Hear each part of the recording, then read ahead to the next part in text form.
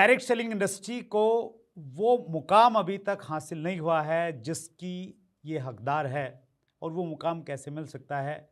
इस इंटरव्यू में बहुत सारी ऐसी जानकारियां हैं। गौतम बाली सर का 27 साल का अनुभव 27 मिनट में आपको मिलेगा, बशर्ते कि आप लास्ट तक बने रहें। दोस्तों नमस्कार, आदाब, सत श्री अकाल। चैट विद सुरेंद्र वत्स के नए एपिसोड में आप सबका बहुत बहुत स्वागत है। 1 जनवरी 2019 को हमने आपके सामने चैट विद सुरेंद्र वत्स का पहला एपिसोड प्रस्तुत किया था, इस विज़न के साथ कि हम इस चैनल के माध्यम से डायरेक्ट सेलिंग इंडस्ट्री को एकत्रित करेंगे, सभी लोगों को एक मंच पे लाके उनसे हम सीखेंगे और अपनी ज़िंदगी में चीज़ों को इम्प्लीमेंट करके सफलता प्राप्त करेंगे और सफलता को बढ़ाएंगे। उस समय हमारे पास में न कोई सब्सक्राइबर था, न हमें कोई जानता था, लेकिन आप सब लोगों ने इतना प्यार दिया कि उसकी वजह से आज एक ऐसी पर्सनैलिटी हमारे मेहमान हैं जिनको पूरा हिंदुस्तान जानता है, जिन्होंने करोड़ों लोगों की ज़िंदगी को छुआ है, जिनकी प्रेरणा से लाखों लोगों ने डायरेक्ट सेलिंग को करियर के रूप में अपनाया है। मैं बहुत उत्साहित हूं आपके सामने उन्हें रूबरू करवाते हुए। हालांकि उनकी अपनी एक बहुत बड़ी कंपनी है और चूंकि इस चैनल पे हम लोग एक मर्यादा रखते हैं कंपनी के बारे में, उनका एक और दूसरा परिचय मैं आपको देना चाहता हूं। वो चेयरमैन हैं डायरेक्ट सेलिंग काउंसिल एसोचैम के। सो आइए मिलकर स्वागत करें, गौतम बाली सर आज हमारे मेहमान हैं। बहुत बहुत स्वागत है sir. Thank you so much sir. Thanks a lot Surendra ji मुझे इनवाइट करने के लिए। बहुत एक्साइटेड हूँ सर आज, और थोड़ा सा नर्वस फील कर रहा हूँ, एक बड़ी पर्सनैलिटी के साथ में नहीं, ऐसा हो नहीं सकता, बल्कि नर्वस तो मैं हूँ आज, क्योंकि आपका जो है मैं भी आपका फॉलो करता हूँ chat with Surendra Vats, and एक बहुत बेहतरीन काम आप कर रहे हैं इस इंडस्ट्री के बारे में लोगों को इन्फॉर्मेशन और गाइडेंस देने के लिए। I am really honoured to be over here. Thank you so much sir. कुछ आपका एक छोटा सा हमने वीडियो डाला था सर कमिंग सून में, तो उसको बहुत सारे व्यूज़ आए। जनरली कमिंग सून के वीडियो पे व्यूज़ नहीं आते, बहुत लंबी लिस्ट थी, लोग इतना प्यार करते हैं। कुछ मैं पढ़ना चाहता हूँ सर, कुछ लोगों ने जो लिखा है। गुलाम मोहम्मद लिखते हैं, एक जिंदाबाद पर्सनैलिटी जो डायरेक्ट सेलिंग की एक मिसाल हैं।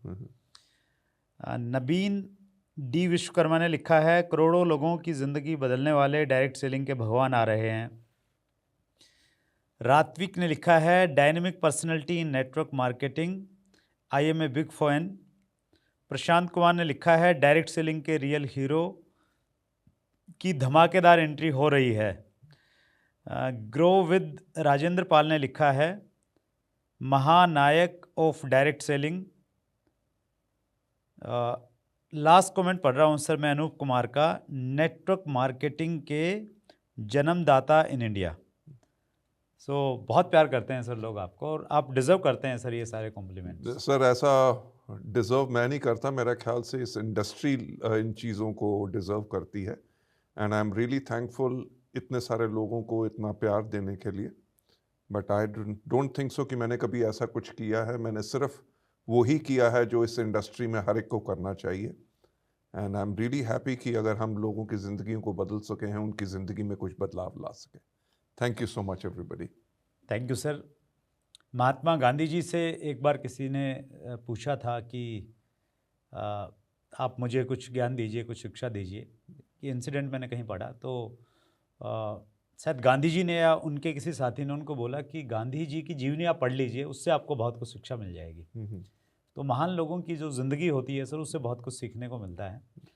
तो हम आपकी अब तक की ज़िंदगी के बारे में थोड़ा सा जानना चाहते हैं। कहाँ पढ़ाई लिखाई हुई, फिर कैसे डायरेक्ट सेलिंग में आगमन हुआ, और अब तक का सफ़र कैसा रहा सर?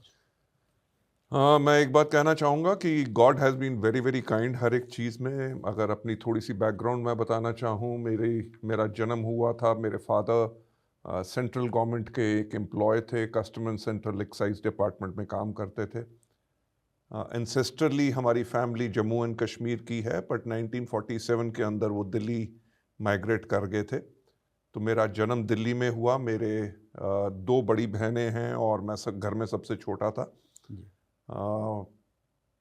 कुछ साल पहले दिल्ली में मेरा पढ़ाई हुई, फिर मेरे फादर की ट्रांसफ़र चंडीगढ़ हो गई। चंडीगढ़ में 3 साल पढ़ा, उसके बाद 5 साल अमृतसर इसी तरह सहारनपुर से लेके जम्मू में जाके मैंने अपनी ग्रेजुएशन की और वहीं पे post graduation sales and marketing में करने के बाद मेरी नौकरी फाइजर में लग गई, जो वर्ल्ड की लार्जेस्ट फार्मास्यूटिकल कंपनी है। उनके साथ लगभग 12 साल मैंने काम किया और 1996 में इस इंडस्ट्री में आया, जब ये इंडस्ट्री इंडिया में शुरू हो रही थी। और मुझे इस इंडस्ट्री के बारे में तब कुछ आइडिया नहीं था, पर फील्ड में जाके लोगों के साथ मिल के काम करने से जैसे लोगों ने इस इंडस्ट्री के बारे में सीखा तो मैंने भी इसमें सीखा। उस कंपनी के साथ जो मैं आज भी कहता हूँ मेरा पहला प्यार है, क्योंकि उसने मुझे इस इंडस्ट्री के बारे में सब कुछ सिखाया। उनको छोड़ के फिर मैं एक और कंपनी में चला गया, वहाँ पे वाइस प्रेसिडेंट था, वहाँ पे लगभग 2 साल काम किया। फिर एक कंपनी के अंदर चीफ एग्जीक्यूटिव ऑफिसर बन गया। इतनी कंपनीज चेंज करने का कारण सिर्फ ये था कि मेरी सोच कुछ अलग थी। कंपनी सबकी सब बहुत बेहतरीन थी, बट मुझे लगता था कि जो इस डायरेक्ट सेलिंग के फील्ड के अंदर हो सकता है वो कोई कंपनियां कर नहीं रही थी। हमने बहुत सुझाव भी दिए, बट कंपनीज की मैनेजमेंट की सोच अपनी अलग थी, मेरी सोच अलग थी। तो मैंने यही सोचा कि कब तक लोगों के ऊपर उंगलियां उठाऊंगा कि उन्होंने नहीं करने दिया, अपने ऊपर उंगली उठाएं और एक ऐसा परिवार बनाएं कि जो रिस्पेक्ट, जो इज्जत इस इंडस्ट्री को दुनिया भर में मिलती है, वो इंडिया में भी लोगों को इसके बारे में जानकारी हो, इज्जत से काम करें, अपना कैरियर उसको चुन सकें। 2004 में हमने इस परिवार की शुरुआत की। अगले साल हम अपनी 20वीं वर्षगांठ मनाएंगे और मेरा यही कहना है कि हमने पिछले लगभग 19 साल के अंदर वो सब करना किया जो हमारे लोग हमसे चाहते थे। और एक सेल्फ रेगुलेटेड कंपनी होने के नाते अपने लोगों के बारे में हमने सोचा और ऊपर वाले की कृपा है कि हम इतने लाखों लोगों की जिंदगी को बदल सकें। So that was my short journey, I must say. That's great, wonderful sir. आप हमेशा एक चीज़ कहते हैं कि सोचने की हिम्मत तो करो, लेकिन एक आम आदमी स्पेशली वो अगर उसकी एक बैकग्राउंड पे बहुत स्ट्रॉन्ग नहीं है, बहुत अच्छी उसकी स्कूलिंग नहीं हुई है, कॉलेज अच्छे इंस्टीट्यूट से नहीं किया है, तो वो बड़ा नहीं सोच पाता है। और आप हमेशा इस चीज़ पे जोर देते हैं कि बड़ा सोचने की हिम्मत तो करो। तो स्पेशली वो लोग जो कहीं ना कहीं बड़ी सोच नहीं बना पाते हैं, कहीं जॉब में अटके हुए हैं, बड़ा नहीं सोच पा रहे हैं, तो आपकी तरफ से कोई एक आध ऐसा टिप सर जिससे वो बड़ा सोच सके ज़िंदगी के लिए? वत्स साहब, मैं यही कहना चाहूँगा कि जो लोग बड़ा नहीं सोचते वो एक्चुअली डरते हैं। राइट? काहे के लिए डरते हैं? इस चीज़ से कि शायद अगर वो सोचेंगे और उनको सफलता ना मिली तो लोग उनका मजाक उड़ाएंगे। मेरा पहला हमेशा सोचने का जो तरीका है, जो रहा, जिसके करके हमने किया, और मैं अपने डिस्ट्रीब्यूटर्स को, भाइयों और बहनों को, सबको यही गाइड करता हूं कि इस डर को हटाओ और जब तक बड़ा सोचोगे नहीं तब तक बड़ा काम करोगे नहीं। तो क्या हुआ? फेलियर तो हर जगह मिलता है। एक बारी मिलेगा, 2 बारी मिलेगा, पर 10वीं बारी तो नहीं मिलेगा। राइट? सो आप डायरेक्ट सेलिंग के एग्जाम्पल्स को पूरा जानते हैं सर। जितनी जितनी बेहतरीन डायरेक्ट सेलिंग कंपनीज इंडिया के अंदर हैं, उन सब कंपनीज ने इतना बेहतरीन काम किया है लोगों की जिंदगी बदलने के लिए। ऐसे ऐसे लोग हैं जो आंखों से देख नहीं सकते, महीने में 3.5 लाख की आमदनी पे पहुंचे। जो बोल नहीं सकते, सुन नहीं सकते, वो लोग 1.25 लाख की आमदनी। अनपढ़ लोग 8 लाख रुपए की आमदनी। अगर उन लोगों में भी यही डर रहता कि उनके पास पढ़ाई नहीं है, या कोई देख नहीं सकता, कोई बोल नहीं सकता, किसी को अंग्रेजी नहीं आती, कोई स्टैमर या हकलाता है, हमारे यहां पे जो लोग बड़ा सोचते हैं और इस डर को हटाते हैं, वो अपनी सारी डिसेबिलिटीज जो वो सोचते हैं, शायद वो डिसेबिलिटीज उनकी पावर है, बन सकती है, और लोग उनके ऊपर फकर करेंगे, उनका एग्जाम्पल देंगे, उनको फॉलो करेंगे। बट अगर ये सब लोग सफल हो सकते हैं तो मेरा ख्याल से कोई भी व्यक्ति जो बड़ा सोचता है और इस इंडस्ट्री के ऊपर पूर्ण विश्वास रखता है और साथ में अपने ऊपर विश्वास रख सकता है, हर व्यक्ति इस इंडस्ट्री में सफल हो सकता है। That's great sir. और जो आपने एग्जांपल दिए सर, कुछ लोगों को दिखाई नहीं देता, कुछ बोल नहीं पाते हैं, जब वो इतना अच्छा इस इंडस्ट्री में कर रहे हैं बिल्कुल तो डेफिनेटली बाकी लोग इस इंडस्ट्री में भी कर सकते हैं और कहीं भी कर सकते हैं। बिल्कुल। अगर हम बड़ी सोच की बात करें सर, हम्म, इंडिया में डायरेक्ट सेलिंग का हम्म। भविष्य कितना बड़ा दिखाई देता है? अगर हम एक एग्जांपल लेते हैं, आज हम 2023 में हैं, 2050 में आप कितना बड़ा रूप इंडियन डायरेक्ट सेलिंग का देखते हैं? सर अगर आज के दिन पे देखें, one of the world's largest populations, yes sir.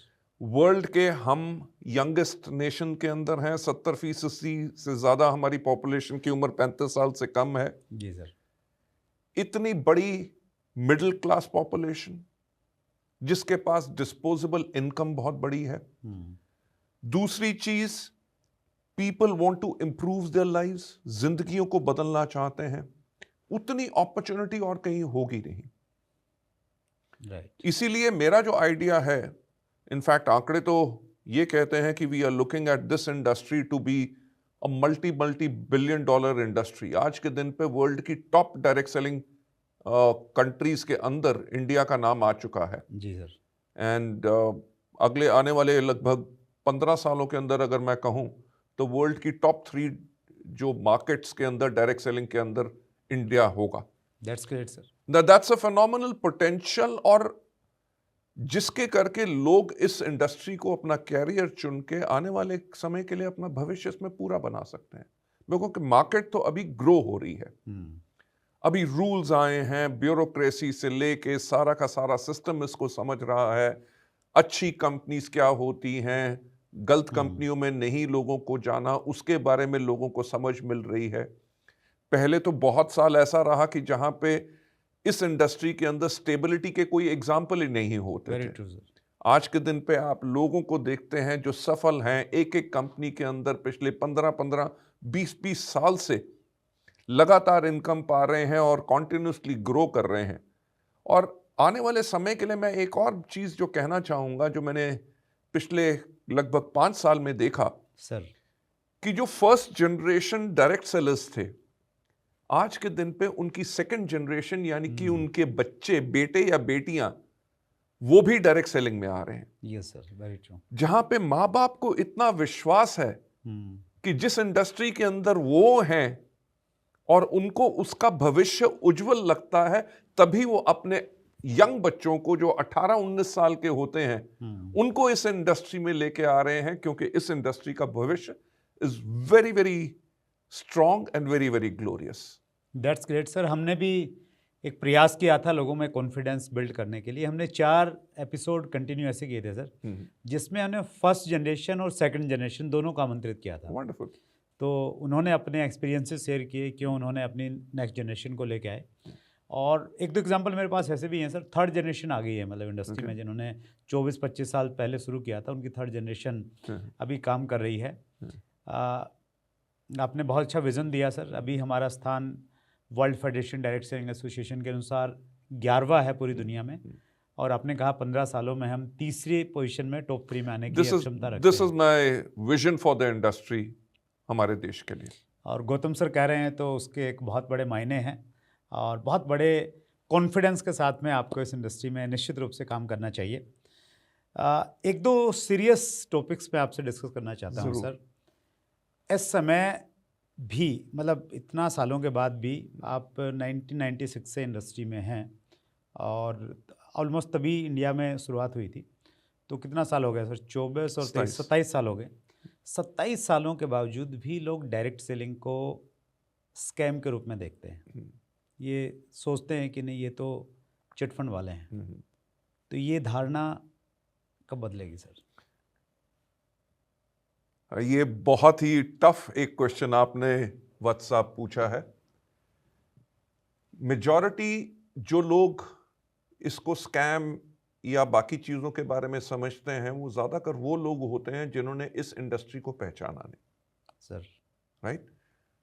जो लोग इस इंडस्ट्री को पहचान जाते हैं, उनकी धारणा, उनका विचार इस इंडस्ट्री के बारे में बिल्कुल अलग होता है। मैं आपसे एक बात कहना चाहूँगा, आप भी उन चीज़ों में इन्वॉल्व रहे हैं। जब भी हम ब्यूरोक्रेसी से भी मिले, डिफरेंट मिनिस्ट्रीज से भी मिले, जो सारी की सारी अच्छी कंपनीज हैं वो इसी चीज़ के ऊपर काम कर रही हैं, क्योंकि कुछ गलत जो प्लेयर आके इस इंडस्ट्री की इमेज को जो डैमेज करते हैं, सर।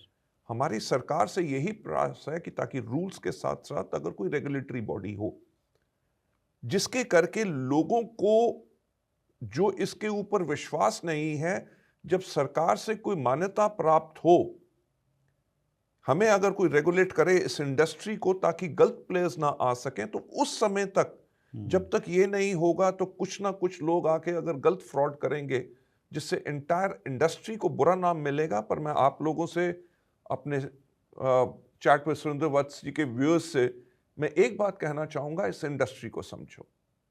बाकी अगर गलत प्लेयर्स हैं उसके करके सारी की सारी इंडस्ट्री गलत नहीं हो सकती।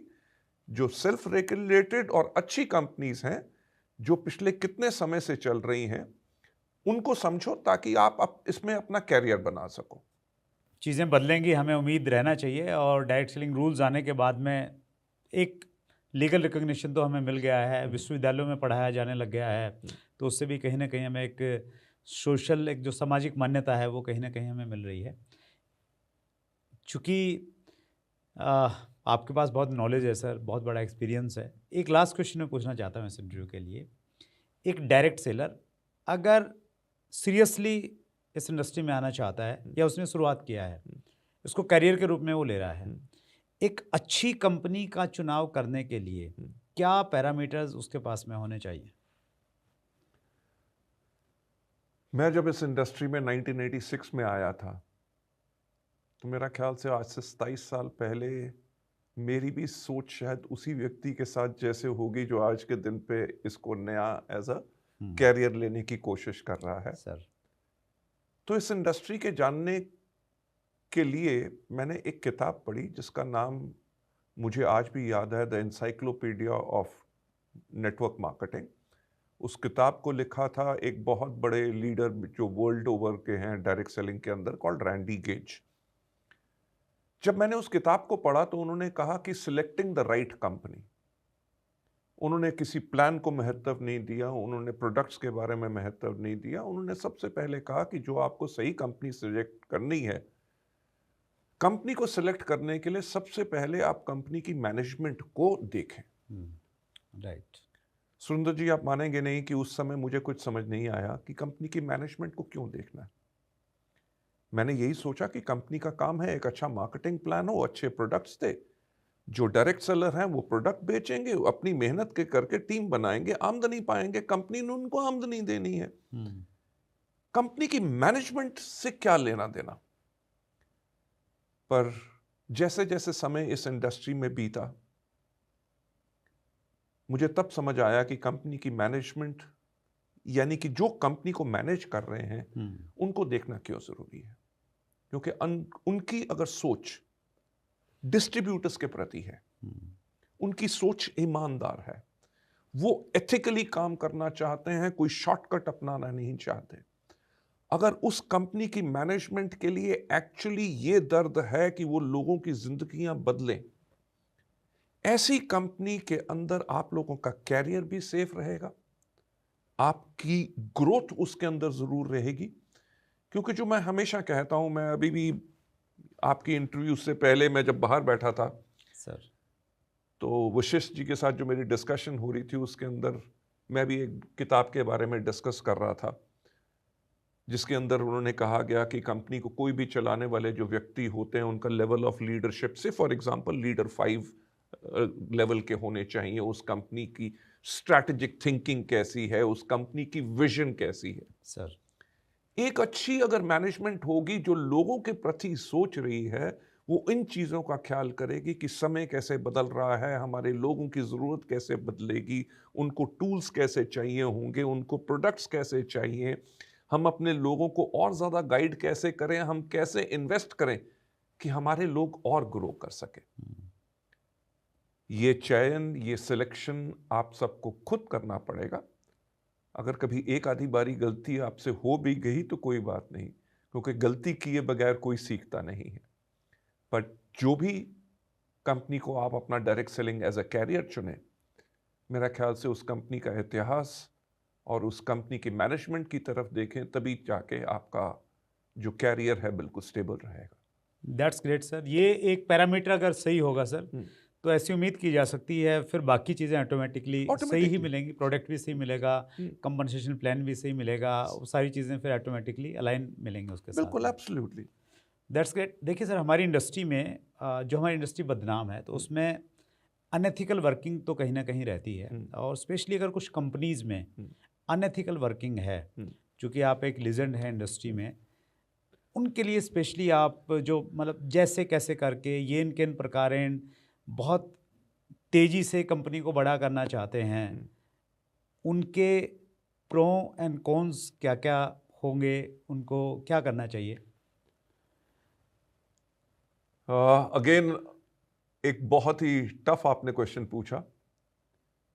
मैं हमेशा एक बात कहना चाहूंगा कि कोई भी कंपनी बहुत ज्यादा फास्ट नहीं ग्रो कर सकती जब तक उसकी फाउंडेशन स्ट्रांग ना हो। सर।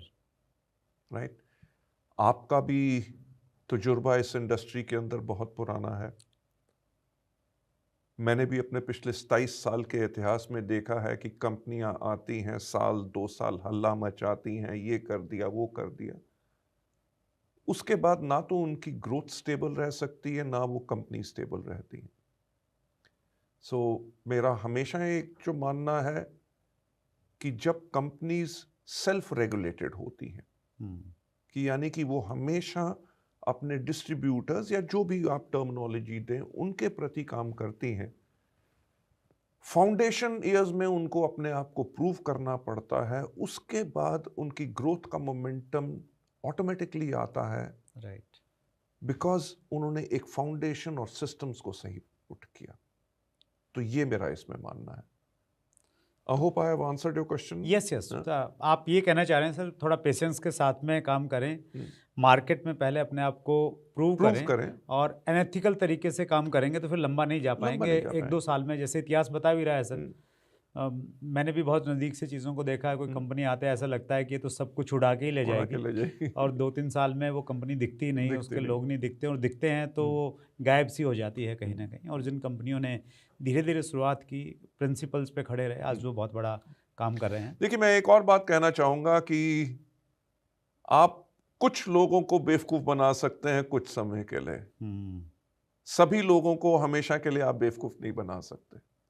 जब हमारा बिजनेस ही वर्ड ऑफ माउथ पार का है, हमारे लीडर्स को जब खुद में विश्वास नहीं है, तो वो लोगों को कैसे अपनी कंपनी के बारे में विश्वास दिलाएगा? Very true sir. जो मैं आपसे बात कर रहा था और आपने भी कहा कि आज के दिन पे 3rd जनरेशन लोग इस इंडस्ट्री में आ चुके हैं, अगर उन लोगों में विश्वास नहीं है तो वो अपनी 3rd जनरेशन या 2nd जनरेशन को क्यों लाएंगे?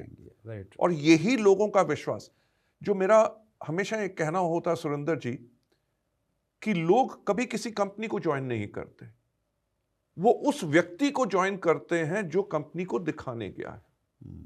कि अगर उनको कंपनी में विश्वास बाद में आएगा, पहले विश्वास उस व्यक्ति में, उस लीडर में जो उनके पास गया है उस कंपनी को लेके, जब उसमें विश्वास होता है तभी जाके कंपनी में आता है। Very true sir. सो यही मैं दैट्स कहना चाहता था सर। Wonderful sir. आपका 27 साल का जो तजुर्बा है, वो हमने प्रयास किया कि 22-24 मिनट में व्यूवर्स को हम लोग दे पाएँ। सर, आपका एक बहुत बड़ा नाम है, कितनी सारी व्यवस्थाएं हैं, आपका व्यापार हिंदुस्तान में भी है, हिंदुस्तान से बाहर भी है, आप एसोचैम के साथ में और दूसरी एसोसिएशंस के साथ भी क्लोजली काम कर रहे हैं, आप एडीसीआई की मॉनिटर भी हैं, वहाँ पे भी आपके साथ में लकीली मुझे भी काम करने का मौका मिलता है। फिर भी आपने समय निकाला सर, ये समझा कि आपके आने से लोगों को, इंडस्ट्री को मजबूती मिलेगी, हमारा हौसला बढ़ा सर। सुंदर जी, मैं आपको थैंक्स कहना चाहूँगा मुझे बुलाने के लिए। मैं हमारे जितने भी व्यूअर्स हैं जो चैट विद सुरेंद्र वत्स जी का ये आज प्रोग्राम देख रहे हैं, मैं आप लोगों से एक बात कहना चाहूँगा कि मेरा पहले कोई विचार नहीं था कि अपनी खुद की कंपनी शुरू करने का। हमने ये जो परिवार शुरू किया वो इसलिए शुरू किया ताकि इस इंडस्ट्री को इसकी इज्जत और सम्मान मिल सके। और इस बिजनेस को लगभग 19 साल करते हुए मैं आज के दिन पे भी बाकी कंपनीज के फाउंडर हों, लीडर्स हों, उनसे भी मिलता हूँ। हमेशा इस चीज़ के लिए काम करता हूँ ताकि ये इंडस्ट्री आगे बने, लोगों की सोच इसके लिए बेहतर रहे। सर, आपकी इतनी सारी व्यस्तताएं हैं, उन व्यस्तताओं के बावजूद आपने समय निकाला हमारे व्यूवर्स को इतनी सारी नॉलेज दी, दिल की गहराई से सभी व्यूअर्स की तरफ से एक बार फिर बहुत बहुत धन्यवाद sir. Thank you so much Surendra ji, it was a pleasure definitely coming over here. बेशक भी अगर मैं किसी चीज़ में भी बिजी रहूं, पर जब भी इस इंडस्ट्री के लिए मैं कुछ कर सकता हूं, लोगों को कोई संदेश दे सकता हूं, उसके लिए मैं हमेशा आई लुक फॉर अपॉर्चुनिटीज, मैं हमेशा तैयार रहता हूं। Thank you so much everybody. Thank you. Thank you. So ये थे गौतम बाली सर, 27 साल से डायरेक्ट सेलिंग इंडस्ट्री में हैं, बहुत बड़ा तजर्बा। अगर आपने चैनल को सब्सक्राइब नहीं किया होता तो ये इन्फॉर्मेशन कैसे आप तक पहुंचती। इस प्रकार की बड़ी पर्सनैलिटी से मिलने के लिए आपको इंतजार करना होगा। अगले मंगलवार को रात्रि 8 बजे फिर मुलाकात होगी। बहुत बहुत धन्यवाद।